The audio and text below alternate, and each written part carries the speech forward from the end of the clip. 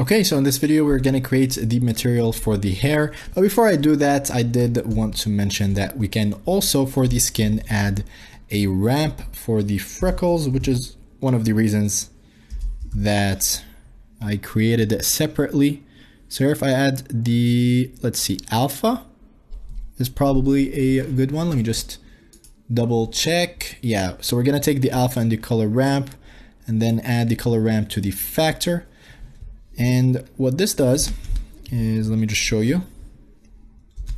Grab everything over here, put it a bit closer so that we have more space for the ramp.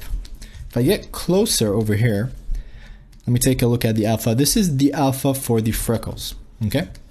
If I go to the ramp and I move the slider to the left, it's gonna make the alpha stronger. If I do the opposite, it will remove from it, and then I could also decrease this, actually increase the value and change some stuff. So if we take a look at the mix over here and we do the same. So by going to the left, we make the freckles more obvious, more prominent. By going to the right, pushing this, we're getting less freckles. We can also change the value of the white and get rid of the freckles like that. So that's pretty cool. I personally wanted to be a bit stronger. I can't speak anymore, that's weird. So 0. Worked pretty well for me. So I basically just made it a bit stronger. 0.968. And that's all for the skin. Okay, let's get to the hair. Now the hair won't really be complicated. It's gonna be a lot simpler than the skin. So we're gonna grab the hair. Let me just save. And I will create a new material, call it hair. There you go. Okay, and then I will remove the diffuse by hitting the X button. Okay, and I will hit Shift A, search texture. Oops, not the one I wanted. Let me just create a principled shader. So principled over here, and then just hit the Control T button and you'll get this. This is almost all we need. So we're gonna open the hair texture, hair gradient, more like, that we created, which is over here.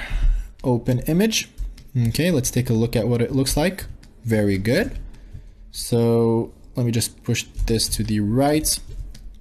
So what I want to do is change the values over here.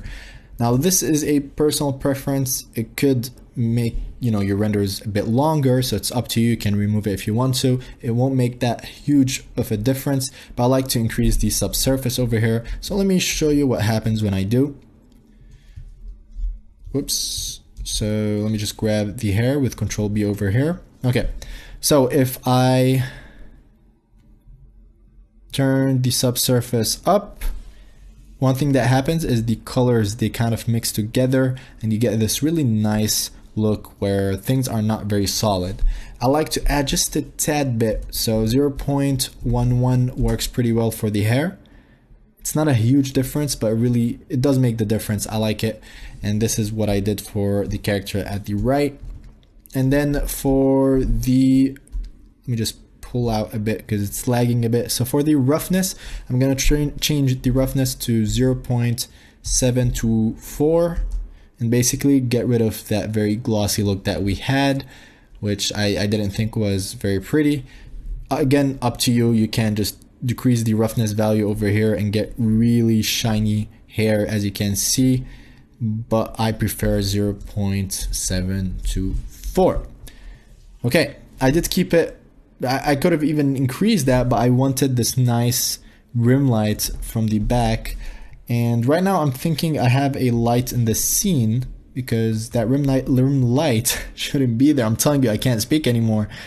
So let me just hit the N button, only render, and double check. Yes, so I have two lights. Okay, if it does not look exactly the same in your scene, if you don't just take the scene as I gave it, that's probably why I created two sunlights over here.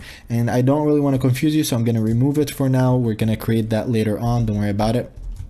So let's take a look again. Okay, yeah, that looks more like how it's supposed to without any lights except the background color. So let's get back to the hair and let's play around with more values. So over here, roughness, and that's about it. That's all you need to do.